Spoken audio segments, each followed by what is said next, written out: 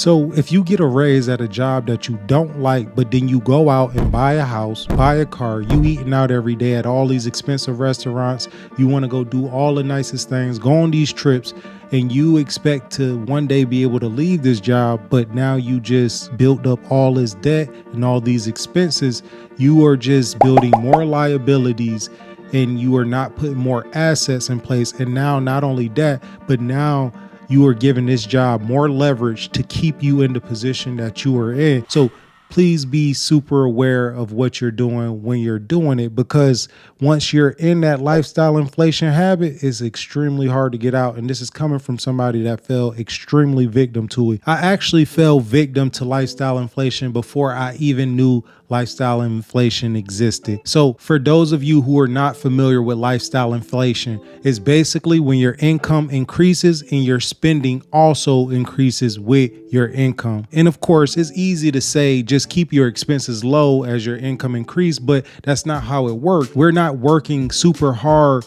to not buy the things we want. We work this hard so we can get the things we want. So hear me out on this one, because I do actually understand why people fall into lifestyle inflation. And I'll tell a little story about what I did and exactly how I did it. I worked my way up to a point where I started making decent money, but it wasn't where I started making decent money is where I started to make the foolish purchases.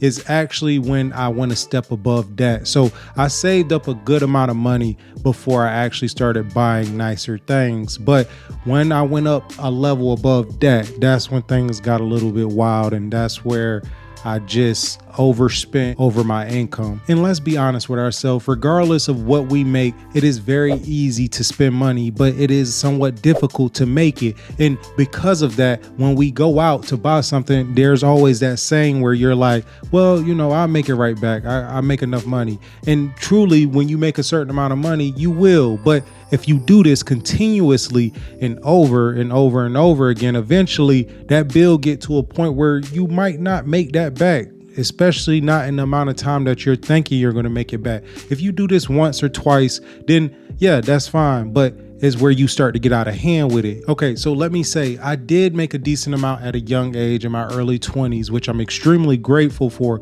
But when you're young and you make a lot of money, you make a lot of reckless moves. And I am no different. I did exactly that. But there is positives that come from you being young and making a lot of money, which is you make all your mistakes at a young age so you don't take it into your older age, which I think that worked really well for me, because now I'm very understanding of my finances and I don't do these kind of things or make these kind of moves. But let's talk about them. So first, I got a townhouse in the city of Atlanta, which I really liked. It was very expensive, but it was extremely nice. It was huge. It had a lot of space. So I felt like it fit what kind of money I made. It fit my income. And that's the first red flag. But I also needed a vehicle that fit my income. So I went and got a Tahoe.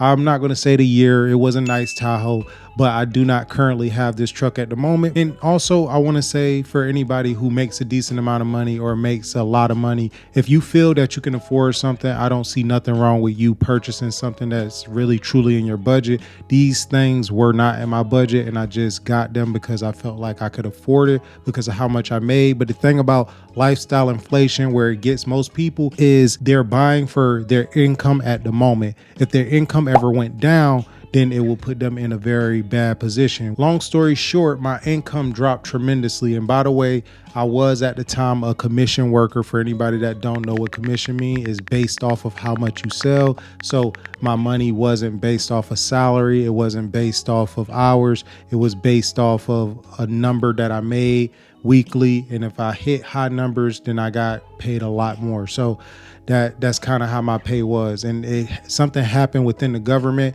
which caused everybody in my industry income to drop. And basically, long story short, I was affected strongly by that.